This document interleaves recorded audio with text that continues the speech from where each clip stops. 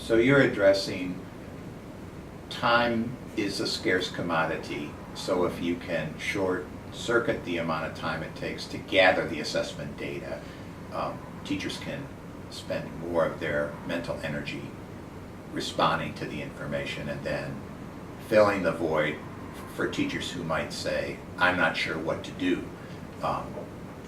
Experts who develop curricula can create ways of tailoring. So then you've simplified, you've removed some of the obstacles that I think do keep this from happening. And the other thing that is sort of a side benefit of this is that teachers have an incentive to keep their data up to date.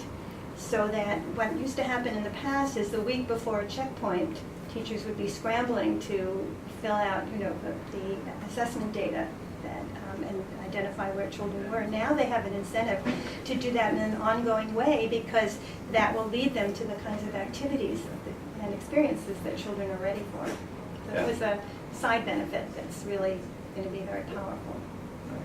Right. So maybe I'll just try, maybe in one more form to kind of try to drill down to the issue of managing groups of kids where what you want them to be able to engage in is different forms and levels of activities, and how you manage the classroom in a way that allows that to happen. Is that question clear? Well, I'll try and answer and see if it answers. Okay. Yeah. Well, first of all, with the group of children, it's always good to have an assistant teacher. Right. With you. These small group activities can take place during choice time or during a time when all the children are in small groups.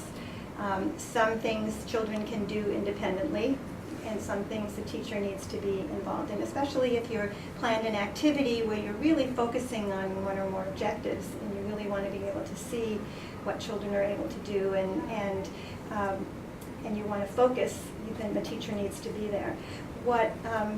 What these more detailed curriculum activities are that we have developed, it enables an assistant teacher who may not have an experience of how to do an activity. It's all laid out for her. How to do that activity, what materials needed, what objectives you're going to be addressing, and how to adapt it so that we're making it much easier for all teachers to be able to teach effectively. So last question. The audience is the early childhood specialists. What steps do you think are most important for them to focus on going forward? I think most important is that, first of all, they're using an assessment system that shows a progression from, since early childhood education is birth through third grade. It would be great if it showed that whole progression so that teachers would know sort of what came before and what after. An assessment tool that is linked to curriculum, to the same objectives, to early learning standards and the Common Core so that everybody has a common language. I think they need to convey to teachers a clear message as to how that assessment is going to be, data is going to be used, not to punish, but to really support them. And I think that the most crucial thing is that teachers are provided with the training and resources and coaching and support that they need to really learn that system and to be able to use it effectively.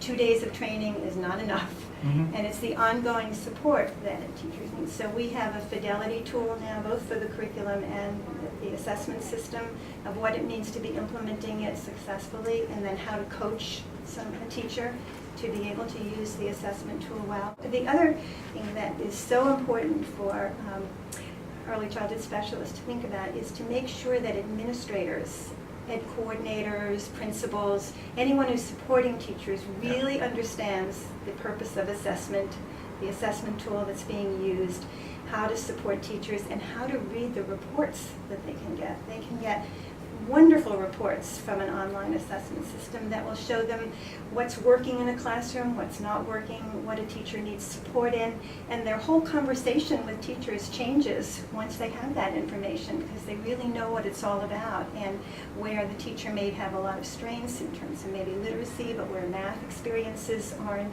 really helping children progress, so let's look at what we can do on that. So I think those are it's so essential that we provide Okay. training for administrators as well as teachers.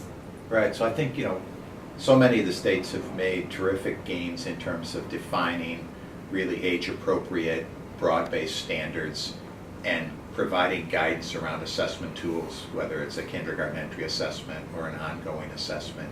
And I think what you're saying is that, what has to go along with those leadership actions are making sure that curriculum is solid to accompany the assessment, and professional development, not only for teachers but also for administrators, the So folks that essential. are the instructional leaders in programs. So, Yes, absolutely. sounds good. Thanks very much.